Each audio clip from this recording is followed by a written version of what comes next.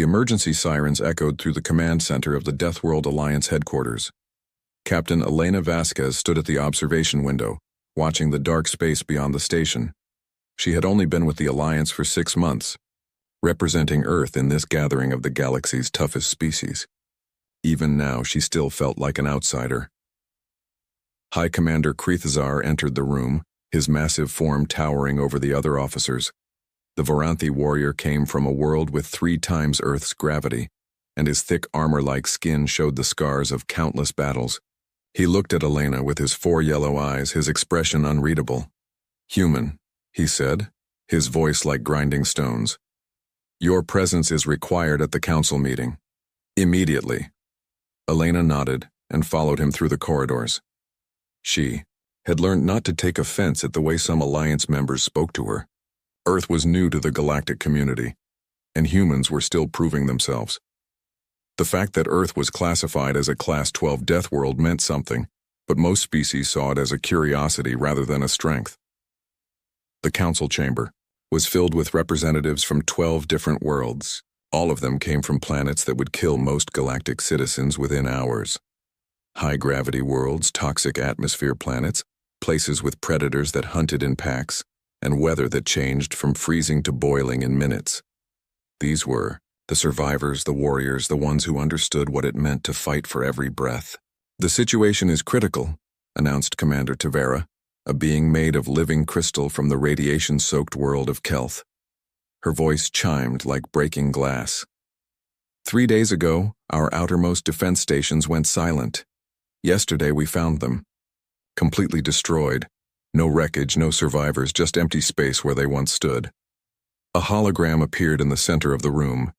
It showed a massive ship, black as the void itself, with strange organic curves mixed with sharp mechanical angles.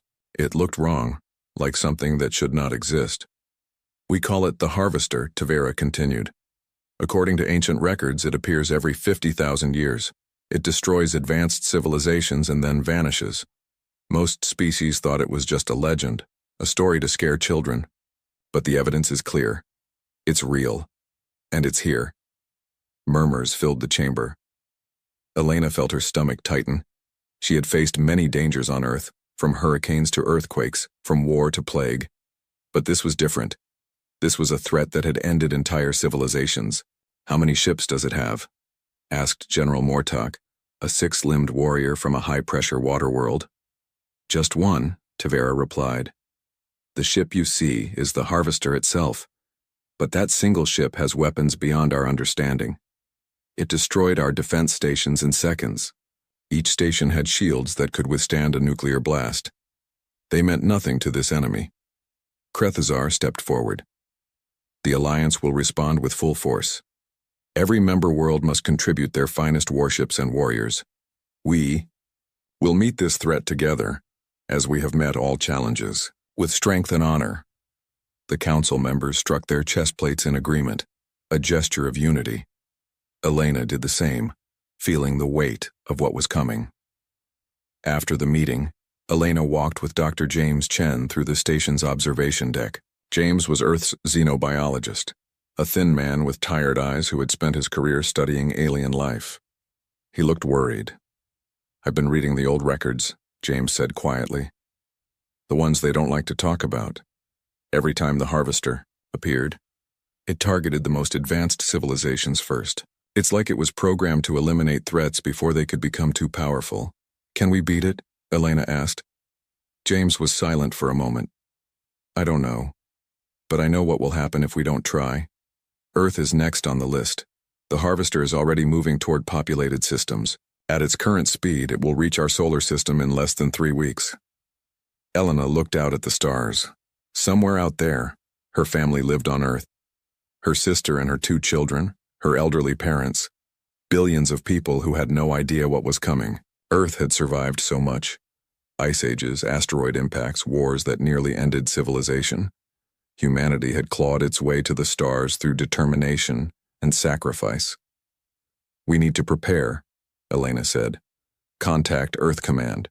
Tell them to send the Indomitable and whatever other ships they can spare."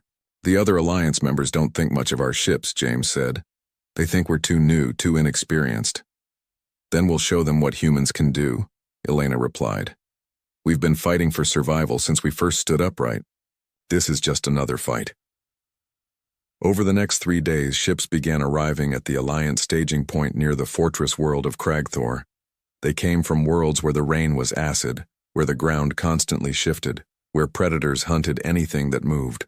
Massive warships with crews that had evolved to survive conditions that would kill most beings in minutes. When the Earth ships arrived, Elena heard the whispers.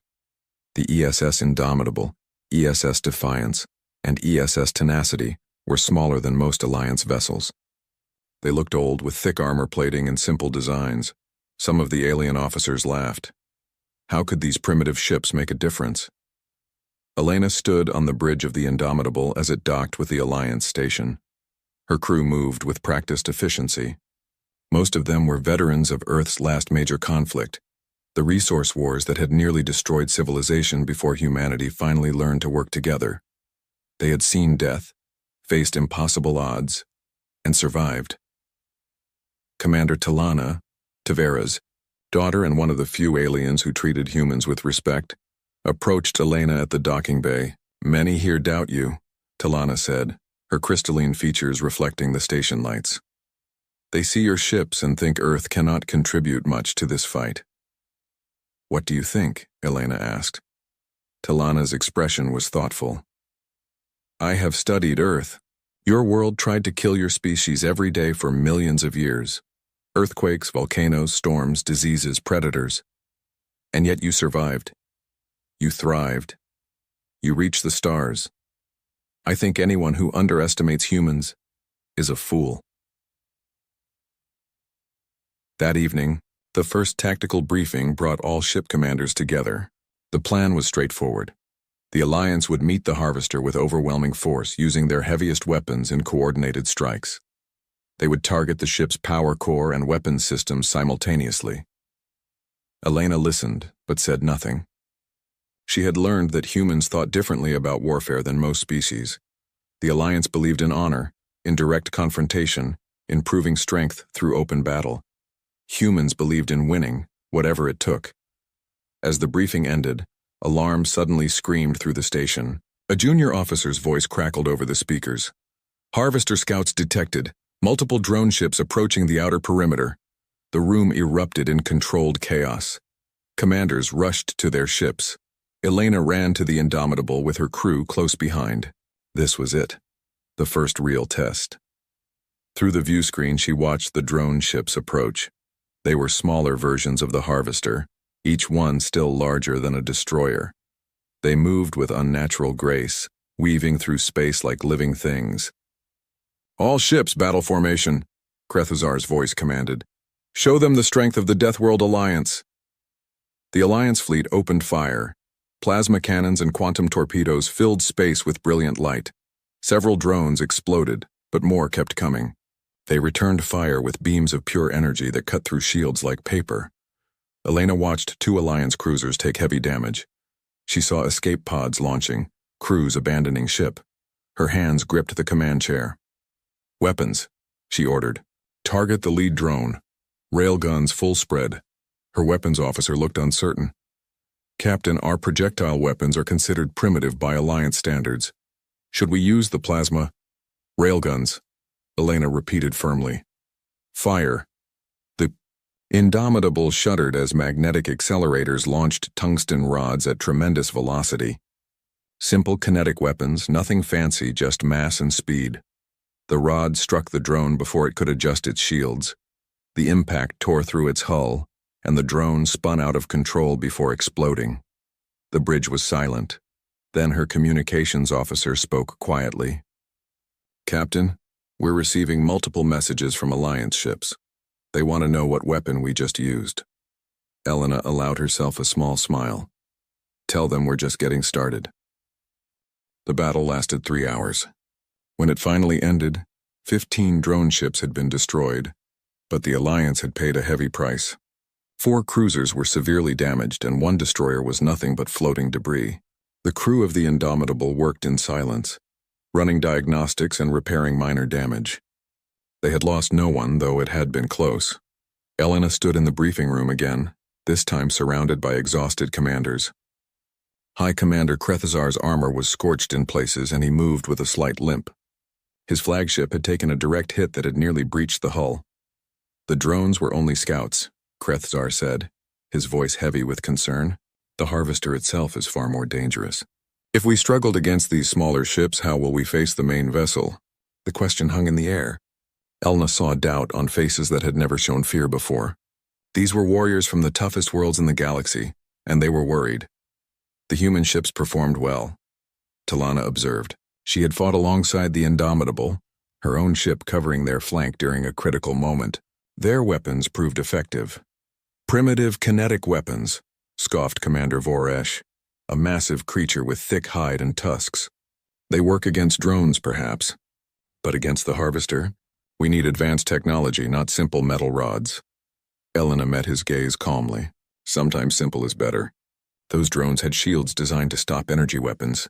They weren't ready for solid projectiles moving at orbital velocity. Luck, Voresh muttered.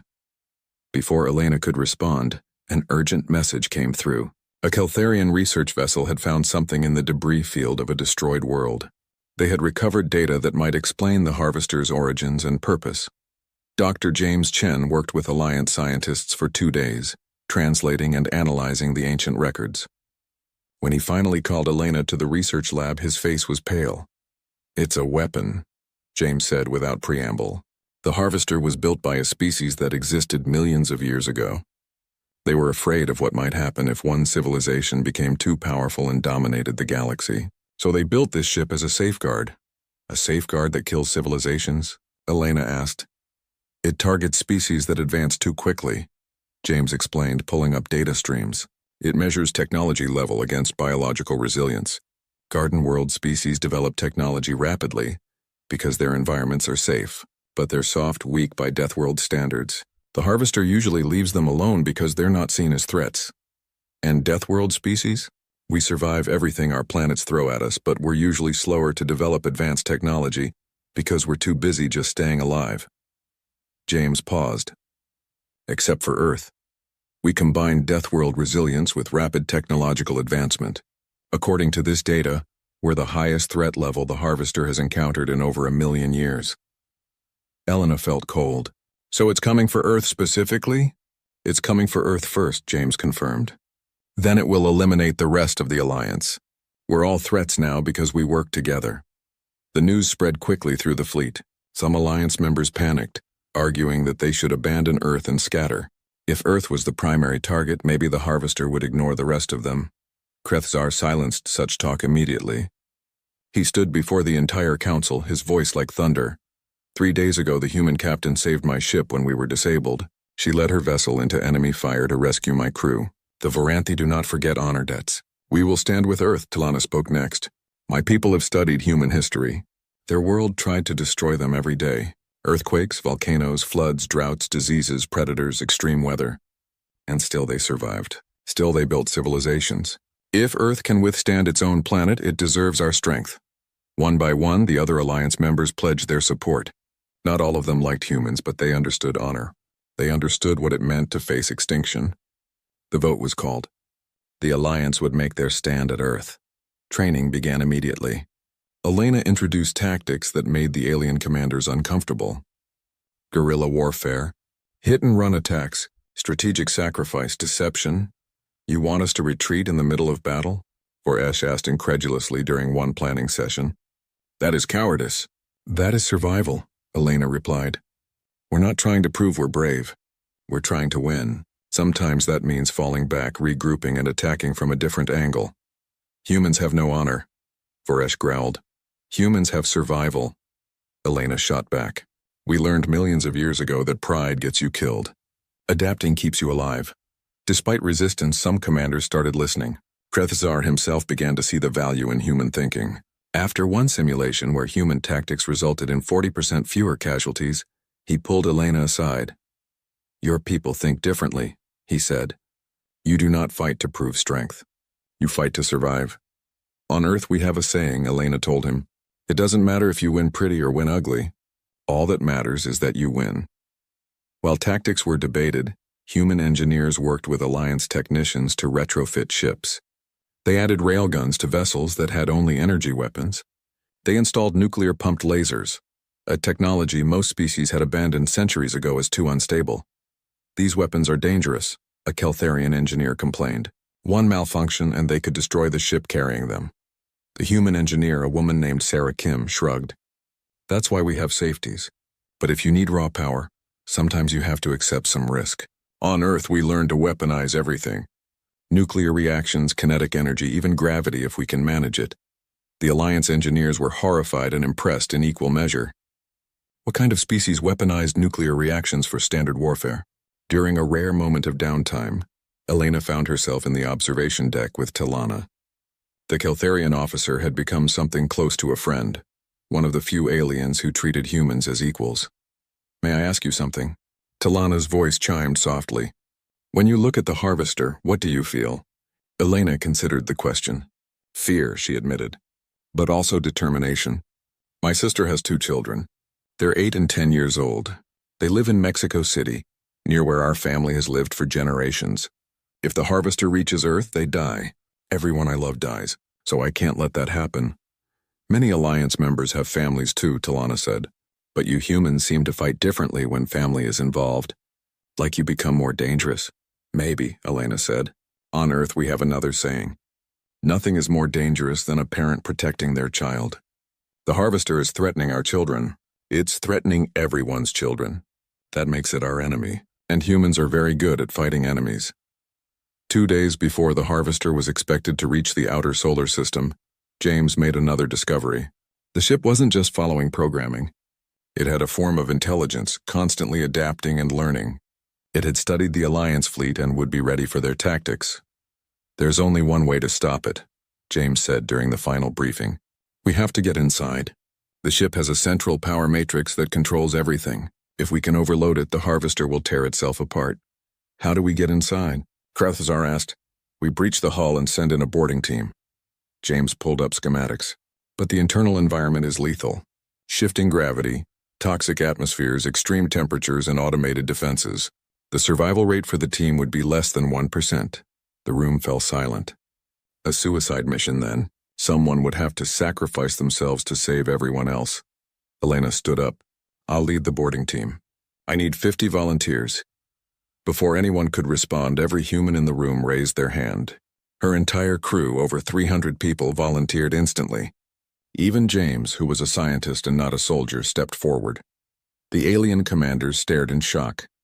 Krethzar's voice was quiet when he spoke. "You understand this means death?" "We understand," Elena said calmly. "But humans have been facing death since we first walked upright on Earth. Our planet tried to kill us every single day. We survived ice ages, supervolcanoes, pandemics, wars. We're still here. This is just another fight." Talana stood as well. "The Keltharians will send 10 volunteers. If humans can face death with such courage, we can do no less." One by one, other species offered volunteers. Not many, but some. The bravest of the brave, willing to die alongside humans. As the meeting ended and people filed out, Krethzar approached Elena. The massive warrior looked at her with what might have been respect. "I misjudged your species," he said. "I thought Earth's classification as a Class 12 Deathworld was just a number. I did not understand what it meant. Your world forged you into something unique. You do not just survive. You refuse to die?" Elena smiled grimly. "That's the thing about humans, Commander. We're too stubborn to give up. Earth taught us that.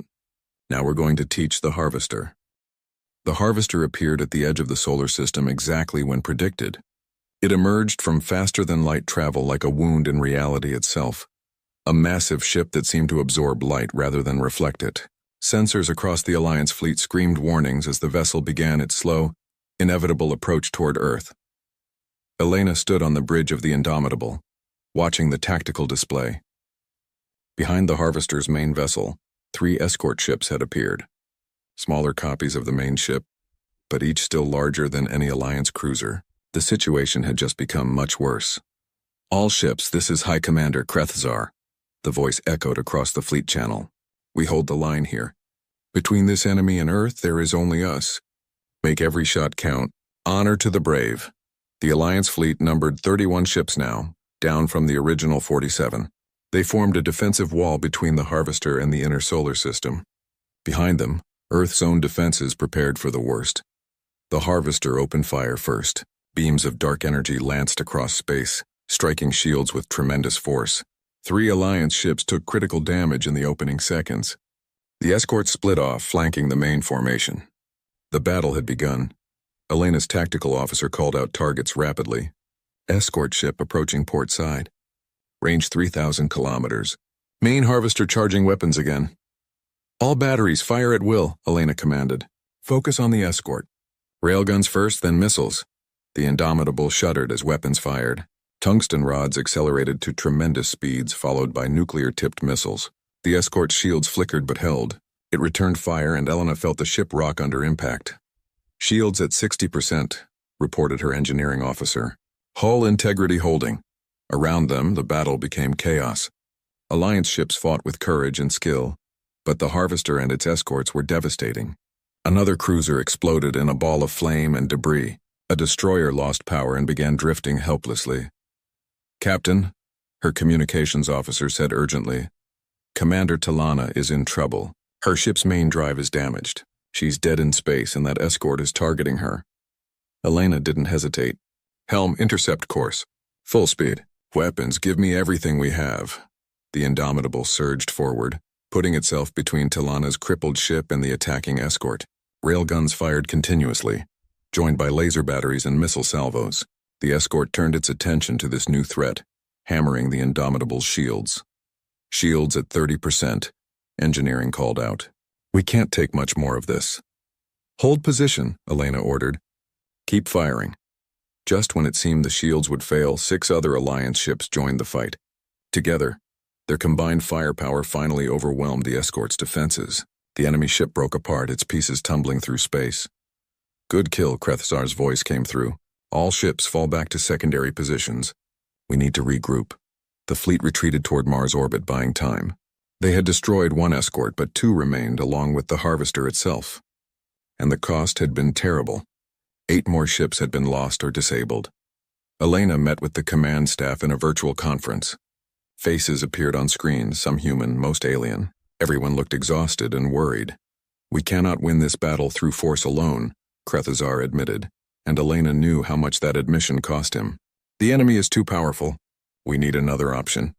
James Chen spoke up from the research vessel. "I have been analyzing the Harvester's movements and attack patterns. It's learning from us. Every tactic we use, it adapts to counter. But I noticed something. When our ships used unconventional tactics it had never seen before, there was a delay in its response." "Human tactics," Talana observed. "Yes," James confirmed. "The Harvester has data on millions of battles over millions of years. But it has never fought humans before. Our way of fighting is unique. We don't follow the rules it expects." Elena leaned forward. "So we use that. We do things it doesn't expect. We make it react instead of act." "What do you propose?" asked Foresh. The large warrior no longer spoke with contempt. He had seen humans fight and bleed alongside his own people. "We separate the escorts from the main ship," Elena said, thinking quickly. "We make the Harvester think we're retreating in panic, draw the escorts after us. Then we hit it with everything while it's alone." "Deception," Krethzar said slowly. "Pretending to flee in fear. It goes against every warrior instinct." "But it works," Elena replied. "On Earth, we learned that pride gets you killed. Survival means doing whatever works, even if it looks cowardly, even if it goes against our instincts." After a long moment, Krethzar nodded. "We will try the human way. Give us the plan." The plan was risky and required precise timing. 6 ships, including the Indomitable, would make what appeared to be a panicked retreat toward Jupiter. The escorts would likely pursue, sensing weakness. Once the escorts were far enough from the main Harvester, the rest of the fleet would hit the main ship with every weapon they had. Meanwhile, the boarding team would launch in small stealth shuttles, approaching the Harvester while it was distracted by the main attack. They would breach the hull and fight their way to the power matrix. As Elena prepared for the mission, she found James in the armory, awkwardly trying on combat armor. "You don't have to do this," she told him. "You're a scientist, not a soldier." James looked at her with determination. "That power matrix is unlike anything we've ever seen. It's part machine, part organic, part something else entirely. You need someone who can understand it. Reprogram it if possible. That's me. Reprogram it, Elena asked. I thought we were going to overload it. That's the backup plan, James said. But if I can access its core systems, maybe I can change its programming. Make it stop attacking us. It's a long shot, but it's worth trying. Elena studied his face. If you can't reprogram it, you'll need to overload it. With you still inside. You understand that? I understand, James said quietly. My kids are grown. They have their own families now. If I can save them, save their children, then it's worth it. She put a hand on his shoulder. Then let's make sure your sacrifice counts. The decoy fleet began its retreat 3 hours later. Elena watched the tactical display as the Indomitable and 5 other ships broke formation and accelerated away from the battle. To any observer, it looked like fear, like units fleeing from a superior enemy. The Harvester's escorts took the bait. Both enemy ships turned to pursue, their weapons firing at the retreating Alliance vessels. The chase was on. They are following, Elena's tactical officer reported. Range increasing from main Harvester, now at 15,000 kilometers, 20,000. When the escorts were far enough away, the rest of the Alliance fleet struck. Every ship fired simultaneously, concentrating all their weapons on the Harvester's main hull. Energy weapons and kinetic projectiles filled space with light and fury. For the first time, the Harvester's shields flickered and failed in places. Damage reports started coming in from sensor arrays. They were hurting it, but the Harvester was not helpless. It rotated in space, bringing new weapon arrays to bear. Dark energy beams swept through the Alliance formation. 2 cruisers were cut in half. A destroyer simply vanished, disintegrated by the force of the attack. Meanwhile, Elena and the decoy fleet had to deal with the escorts. Both enemy ships were closing fast, and there was no more room to run. All ships turn and engage, Elena commanded. Show them what Deathworld warriors can do. The 6 Alliance ships reversed course and charged directly at the 2 escorts. Weapons fired from point-blank range. The space between the fleets became a storm of energy and metal. Ships on both sides took heavy damage. The Indomitable's shields finally failed completely. Energy beams raked across the hull, tearing through armor. Warning alarms shrieked. Elena felt the deck shudder beneath her feet. Hull breach on decks 4 and 5, engineering reported. Emergency containment fields holding, barely. Keep us in the fight, Elena ordered through gritted teeth. We just need to buy a few more minutes. Those minutes felt like hours. But finally, combined fire from all 6 ships managed to destroy 1 escort. The second escort, heavily damaged, began to retreat. Let it go, Elena said. All ships returned to the main battle. The boarding teams need our support.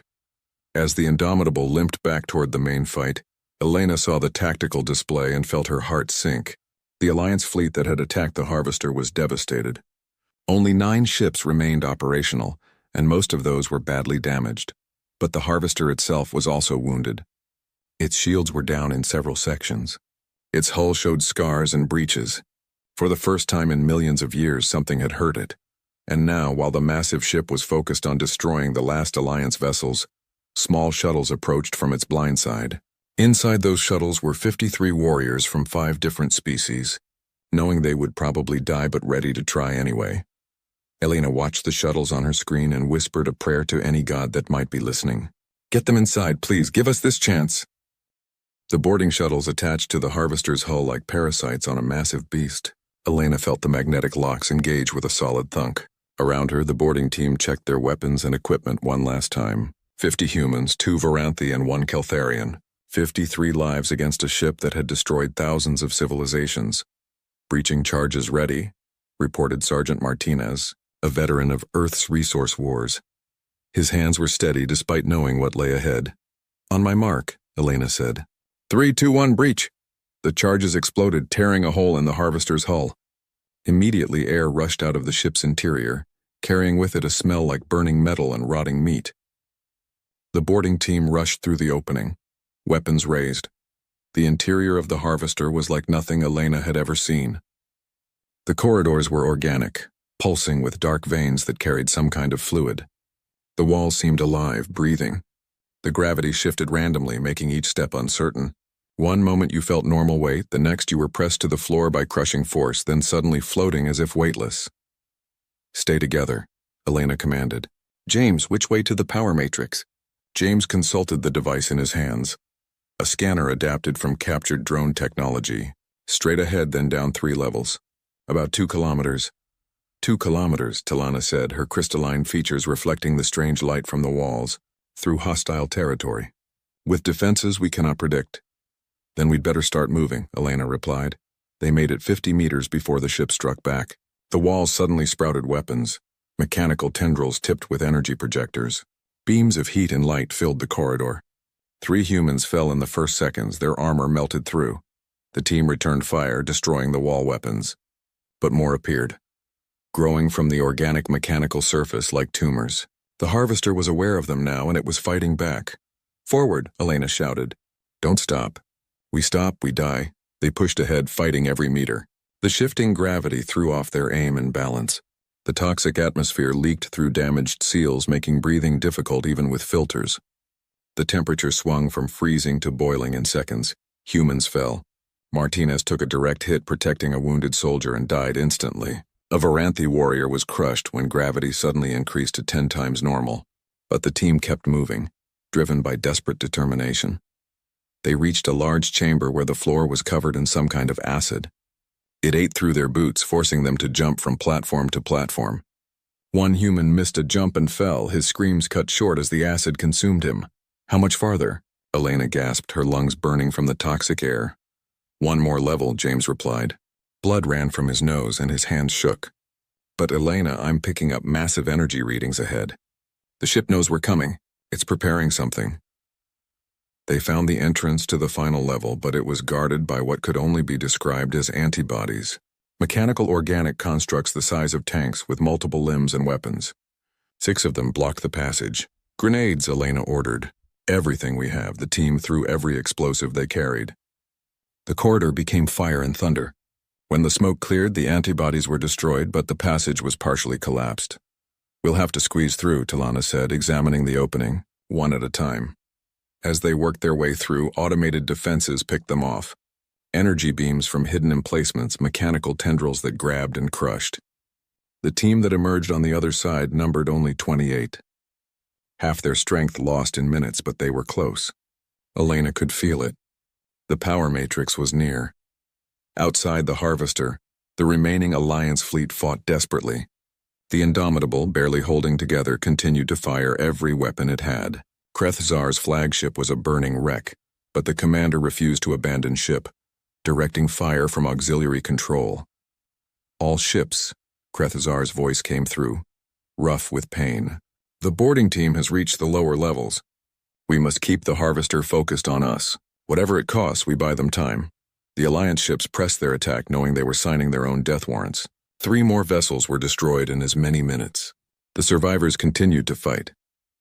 Inside the ship, Elena's team entered the power matrix chamber. It was enormous, a cathedral-sized space filled with impossible technology. At the center, a sphere of pure energy pulsed with light that hurt to look at. This was the Harvester's heart, its brain, its soul, and it was protected by one final defense. A massive construct that seemed to be the ship's avatar, a being of metal and energy and living tissue. It stood between the team and the power matrix, and its voice echoed in their minds rather than their ears. "You should not be here," it said. "You cannot be here. Deathworld species lack the technology to reach this place." "We don't rely on technology alone," Elena replied, raising her weapon. "We rely on determination." The avatar attacked. Energy beams swept through the team. 5 more humans fell. The Varanthi warrior charged the construct directly and was vaporized. But while it was distracted, James ran for the power matrix itself. "Cover him," Elena shouted. The remaining team members fired everything they had at the avatar. Their weapons barely scratched it, but they kept firing anyway. They threw grenades that did little damage. They charged with combat knives against a being that could destroy tanks. They died buying seconds. James reached the power matrix and pressed his hands against it. The energy burned his skin, but he didn't pull away. His scanner interfaced with the ancient technology, and information flooded into his mind.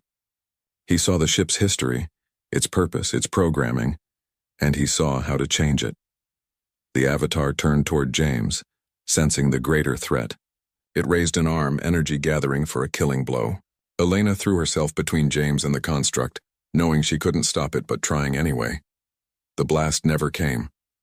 Talana, her crystalline body already cracked and leaking, crashed into the avatar with the last of her strength. The impact disrupted its aim. The energy beam went wild, missing both Elena and James. For Earth, Talana chimed, her voice fading. For the Alliance. For all our children. The avatar destroyed her with casual ease, but those seconds were enough. James completed his work. I've got it, he gasped. I can reprogram it. Change its mission from destroy to protect. But I need 2 minutes, maybe 3. You've got it, Elena said. Only 8 team members remained alive, including her and James. Everyone form a perimeter. We hold here. The 8 survivors spread out around James, weapons ready. The avatar came for them, methodical and unstoppable. One by one they fell, fighting to the end, refusing to give up, dying so that billions could live. Elena was the last one standing. Her armor was torn, her weapon empty. The avatar stood before her, preparing the final strike. She thought of her sister's children, probably watching the battle on screens, not knowing their aunt was dying in space. Is 2 minutes up yet? She asked James, her voice calm despite everything. 30 more seconds, James replied, his hand still on the power matrix. Elena, I'm sorry. I thought I could do this faster. Don't apologize, she said. You're saving everyone. That's what matters. The avatar raised its arm. Elena closed her eyes, and then James screamed, Done! Upload complete! The avatar froze. The power matrix pulsed with new light. Throughout the harvester, systems began to shut down. Weapons powered off. Shields collapsed. The ship went dark. Outside, the Alliance fleet stopped firing, sensing something had changed. The massive vessel that had killed so many began to drift, powerless. Inside, Elena fell to her knees, gasping for air. She looked around at the bodies of her team, her friends, her brothers and sisters in arms. Command. She spoke into her communicator. Mission accomplished. The harvester is disabled, requesting immediate extraction. I have 1 survivor besides myself. Dr. Chen is alive. There was a moment of silence. Then Krethazar's voice filled with emotion the Varanthi rarely showed. Acknowledged, Captain. Extraction teams are on the way. You did it. You saved us all. Elena looked at James, who was unconscious but breathing. She had led 53 people into this nightmare. 2 were coming out. The price was terrible, but as she thought of her sister's children, of the billions of lives saved, she knew it was worth it. Hold on, James, she whispered. We're going home. The extraction team found Elena sitting beside James in the power matrix chamber, surrounded by the bodies of the fallen. She had used the last of her strength to pull them together, refusing to leave them scattered. When the rescue soldiers arrived, she was unconscious, her hand still holding James's. They woke up 3 days later in a medical facility on Earth. Elena opened her eyes to see white walls and the concerned face of her sister, Maria. When Maria saw her awake, she burst into tears. You're alive, Maria sobbed. They said you were dead. Everyone said the boarding team was gone. But you're alive. Elena tried to speak, but found her throat too dry. Maria held a cup of water to her lips, and after a few sips, Elena managed to whisper, The others? James is alive, Maria said gently. He's in the next room. The 2 of you were the only survivors from the boarding team. I'm so sorry, Elena. The grief hit her then, sharp and deep. 51 people dead. Good people, brave people who had volunteered knowing they wouldn't come back. Talana, who had become a friend. Martinez, who had served with her for 10 years. All of them gone. They saved everyone, Elena said, tears running down her face. They knew they would die, and they did it anyway. I know, Maria said, holding her sister's hand. The whole world knows. You're all heroes. Over the next week, Elena learned what had happened after the harvester shut down. The remaining Alliance fleet had limped back to Earth orbit. Of the 31 ships that had made the final stand, only 7 survived in any condition to fly. The casualties numbered in the hundreds of thousands across all species, but Earth was saved. The solar system was saved, and more importantly, the harvester's threat was ended. James's reprogramming had worked perfectly. The ship's core directive had changed from eliminate threats to protect organic life. Without its original mission, the harvester had simply shut down, becoming a dead hulk in space. Alliance engineers were studying it now, learning from technology millions of years more advanced than their own. The memorial service was held on Earth, in a vast field outside Mexico City. Representatives from every Alliance species attended. The bodies of the fallen had been recovered and were buried with full honors. 51 markers stood in neat rows, each one bearing a name and the simple inscription, "They stood between death and life, and chose to give their own." Elena stood at the memorial as speaker after speaker praised the sacrifice.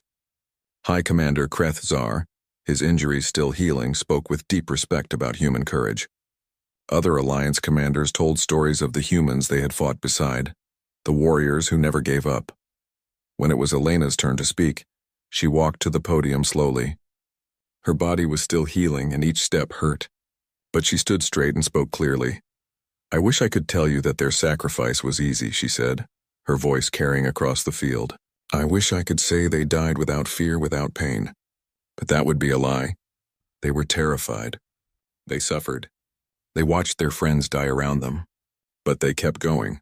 Because that's what humans do. That's what Deathworld species do. We survive, we endure. We protect those we love." She paused, looking at the faces in the crowd. Her sister and nieces were in the front row. James sat in a wheelchair beside them, his hands still bandaged from the burns. "Earth tried to kill us for millions of years," Elena continued. "Our world threw everything at us. Disasters, diseases, predators, extreme weather. It should have destroyed us. But we're still here.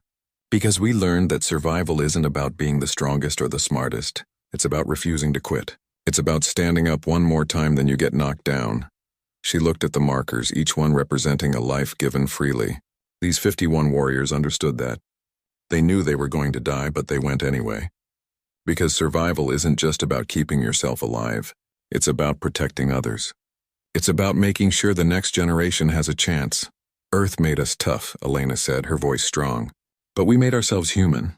And being human means standing between death and the people we love no matter the cost." The ceremony ended with the traditional honors from each species. The Voranthi struck their chest plates in salute. The Keltharians chimed their morning song. Humans played taps on a lone trumpet, the sound echoing across the field. Afterward, Elena met privately with the Alliance Council. They gathered in a secure room in the United Nations building, the same place where Earth had first made contact with the galactic community 2 years earlier. "Captain Vasquez," Krethzar began formally, "the Deathworld Alliance Council has made a decision. By unanimous vote, Earth is granted full membership in the Alliance. More than that, humanity is granted a permanent council seat, with authority equal to the founding species." Elena blinked in surprise. "I thought our probationary period was supposed to last 5 more years." "You earned full membership in 5 days of fighting," Krethzar replied. "You showed us what it means to be a Deathworld species. Not just surviving, but thriving. Not just fighting, but winning. Humans think differently than we do, and that difference saved us all." Tavira, who had become the Keltharian representative after Talana's death, spoke next. Her voice chimed with emotion. "My daughter gave her life beside humans. Before she died, she told me that humanity was the future of the Alliance. I did not understand then, I do now. You bring something we lack, a willingness to do whatever it takes, a refusal to accept defeat. We need that." Other council members spoke, echoing the same themes. Humanity's approach to warfare and survival would become required study for all Alliance military forces. Human tactics would be integrated into Alliance doctrine. Earth would help train the next generation of warriors. But there was one more piece of news. James had discovered something in the Harvester's databanks during his brief connection to the power matrix. Information he had downloaded before reprogramming the ship. "There are more Harvesters," James told the council, his voice heavy with the weight of knowledge. "Dozens of them scattered across the galaxy. They're all dormant now, following the same ancient programming. But if any civilization triggers their threat assessment again, they'll wake up." The room fell silent. Voresh finally spoke. "So we are not safe. The threat remains," yes, James confirmed. "But now we know about them, and we have time to prepare. Years, maybe decades, before any of them wake again. We can use that time to grow stronger, to build better defenses, to figure out how to disable them permanently." Elena stood up, feeling the weight of responsibility settle on her shoulders. "Then that's what we do. We prepare, we train. We make sure that if those ships ever wake up, we're ready. Because that's what survivors do. We don't wait for death to come. We prepare for it. Krethazar stood as well, and one by one the other council members rose. The human is correct, the Varanthi commander said. We have been given time. We will use it well. And if those ships wake, they will find not frightened prey but warriors ready to fight. 6 months later, Elena stood on the bridge of a new ship, the DWS Unity, flagship of the combined Alliance fleet. It was built using technology from 12 different species, incorporating the best of everyone's designs. Human railguns and nuclear-pumped lasers worked alongside Varanthi plasma cannons and Keltharian energy shields. The crew was mixed species too. Humans worked beside Varanthi, Keltharians and others, all training together, learning from each other. The old barriers were breaking down. When you fight and die beside someone, their species stops mattering. James had become the director of the Xenotechnology Research Institute, leading teams that studied harvester technology and developed new defenses. He still had nightmares about the power matrix chamber, but he channeled that fear into productive work. Krethazar had retired from active command but remained as a senior advisor, teaching young warriors the lessons learned from the harvester. He had developed a grudging fondness for human thinking, though he still complained that their tactics lacked honor, and Talana's death had not been in vain. The Keltharian people had erected a monument to her on their homeworld, celebrating her courage and her friendship with humanity. It bore her final words, "For all our children." Elena looked out at the stars from the Unity's bridge, thinking about the future. More harvesters waited out there somewhere, dormant but not destroyed. Other threats existed in the galaxy, dangers unknown and unimaginable. But the Alliance was ready now. They had learned from Earth's example. They understood that survival required more than strength or honor. It required adaptability, determination, and the willingness to do whatever was necessary. Her communications officer interrupted her thoughts. "Admiral, we're receiving a signal from the outer patrol. Unknown contact at the edge of our space." Elena felt her pulse quicken. "What kind of contact?" "Large vessel matching no known signatures. It's just sitting there, not responding to hails." Elena smiled grimly. 6 months ago, such news would have caused panic. Now, it was just another challenge. "Sound general quarters. All ships to battle stations. But don't fire unless fired upon. Let's find out what we're dealing with."